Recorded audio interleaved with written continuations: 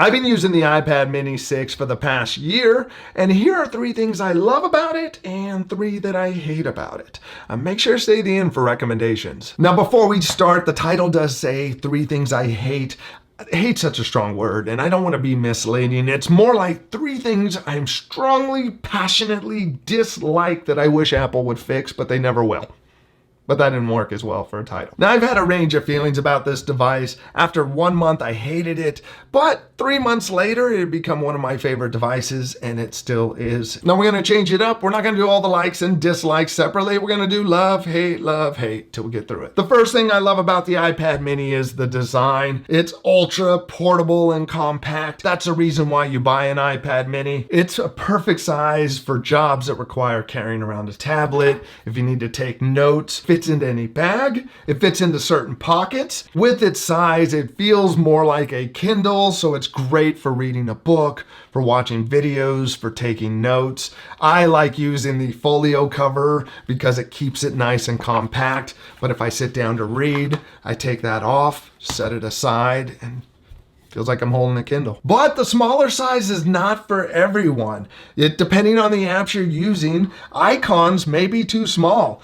Text may be too small. If you have not owned an iPad mini before, I really recommend going somewhere to get your hands on it so you can go through apps and start seeing what things look like, get an idea of the scale of things, and really kind of feel it out and see if it's going to work for you. The Air is probably a better choice for most people. I do have a video in the description on the new iPad Air. Check that out, along with some tips. I love that the home button is gone. It has the 2nd generation Apple Pencil support.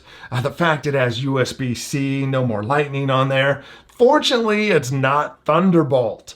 You do have Touch ID on the top. You just click on it, rest your finger, launches right into it.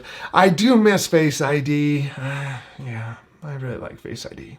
Now, the first thing I hate about the iPad mini is the scaling. From day one, I think this has been a problem that has never been fixed. The iPad mini is a slightly longer or taller aspect ratio than the 11-inch iPads and the iPad Air and iPad Pro. The home screen is just too tiny. It needs like a little 10% bump up in size. Things look small.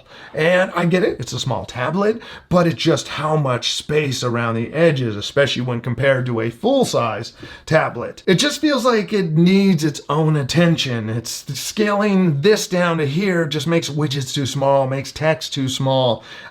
Things on my iPhone often look bigger than they do on the iPad mini. One of the things I like to do on my iPad Pro when typing is use the swipe type keyboard, so I'll shrink it down. I try to do that on the mini, and it's just weird that some stuff's so small. Things like web browsing with this size screen, it's text and things can look a little small. One of the things I found that helps is if you go horizontal, the scaling is on par with the larger iPads. Overall, this thing needs some individual attention. Number 2 thing I love about the iPad mini is the Apple Pencil support for notes and navigation. The iPad mini is small enough to stick in many bags. It's also small enough to be able to write while holding. I do like that you could start taking notes without even opening up the iPad. You can touch the screen with the pencil and by default it starts a new note. Or like I did, you can have it go back to the same note so you can keep adding to it as you think of new things. Once you close it, next time you come back, you touch the screen, it'll launch right into that same note. I do find that I'm taking a lot more notes with my video. One thing that's coming in handy is quick notes. And with the pencil, you could swipe up from the bottom left-hand corner and it'll bring up quick notes. I'm gonna start a new quick note, and from here I can type or write up notes. Where this comes in handy is you could put it off to the side. Let's go to a web page. Let's say I want to save that. I can bring that back out. I can add that link. If I want, I can add notes pertaining to that link. If I'm done with it, move it off to the side. So I go to another website. Ooh, want to make a note of that. I can add that link, and I need to put an important note in there.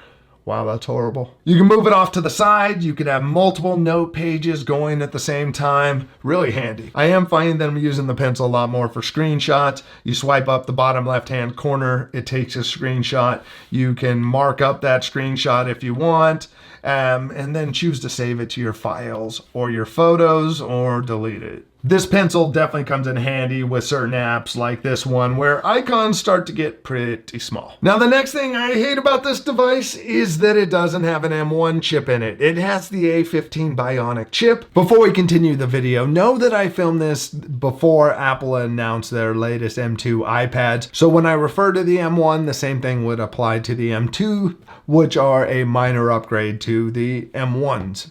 There we go. Back to the video. When that came out, after seeing that it had Apple Pencil support, the USB-C, and it looked like it was going to keep up with the iPad Air and be part of the current generation. Then earlier this year, the iPad Air came out. It has an M1 chip in it. It has Thunderbolt instead of USB-C. Now with iPad OS 16, we're starting to see more M1 only features. The iPad Air with the larger storage can take advantage of all those new M1 features where this thing can't. And it already feels left behind. Not having the M1 chip or the Thunderbolt isn't huge. This thing performs so well. It's fast, it's snappy, it keeps up with the M1 chip.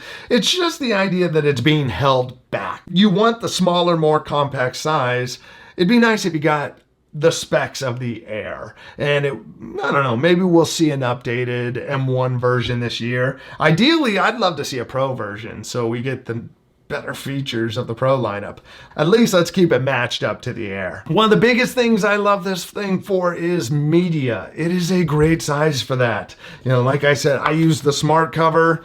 It's like a little book. It's perfect for sitting there and reading. It's better than a Kindle, except for when you're in direct sunlight and it's too bright. This is perfect for video and movies, whether it's YouTube or watching a full-on movie. I often go for this instead of my larger iPad just because of the convenience of holding it, or if I'm traveling, just putting it on the tray. So here's a look at a movie test and you can hear the sound.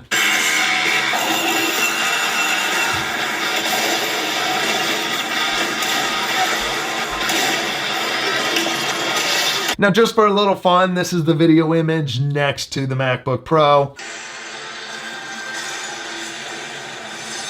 It's a great little device for video. I do wish it had the 4 speakers like the Pro, get a little more fuller sound out of it. There are only 2 speakers. The grill just sound vents out of that. This is also a great device for gaming, whether you're playing handheld on the screen itself, or if you pair it up to a controller. It's fast, graphics look good, really nice device. Now that I've talked about how great it is for movies and games and reading, let's talk about hate number 3, the screen. The screen I just raved about. Yes, the screen looks good, but this is one of the worst scrolling screens you're gonna find in an iPad. Looking at it next to older iPads, scrolling when vertical is not very smooth.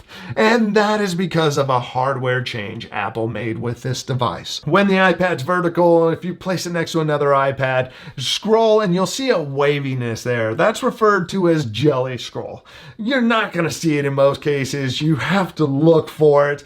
But it is real. There is a physical difference in this over other iPads. If you go to iFixit, they did do a breakdown and found that Apple put in the controller 90 degrees different from other iPads. Now that little waviness is normal in all LCDs and iPads. It just normally happens when the iPad is horizontal. So you never notice it. In most cases you're not going to see it, but I like people to at least be aware that it is there. But yeah, you scroll around. But then what I'll find is I may do a quick scroll and that's where I see that it's not as smooth as other iPads, and it just draws my eye for a moment. Clearly, it's not a deal breaker that it's there, but it's disappointing because it doesn't have to be there. They made a design choice, and it lessened the scrolling of this versus other iPads. That's what's so disappointing. If they all did it, it would just be that's what it all does.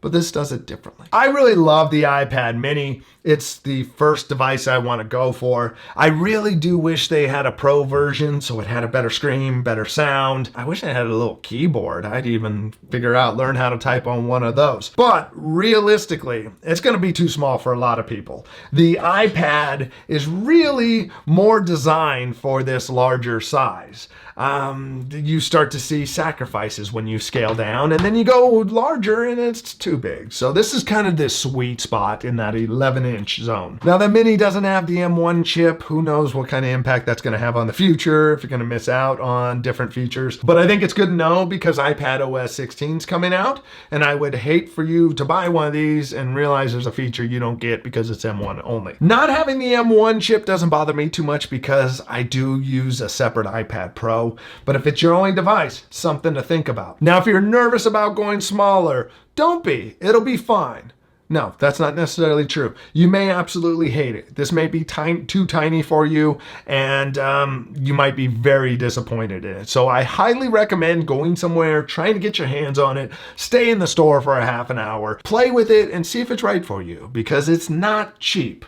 So make sure that it's going to do what you need it to. Take your time trying it out. It's a lot of money. And like the 12.9-inch iPad, it's just not for everybody. Now, are you thinking about buying an iPad mini? If so, why? What's appealing about this? Let us know in the comment section. Now, if you made it this far, please hit subscribe, click the bell so you're notified and catch the next video. And check out this video over here. I put the good stuff in there for you. I'll see you over there. Thanks for watching. Bye.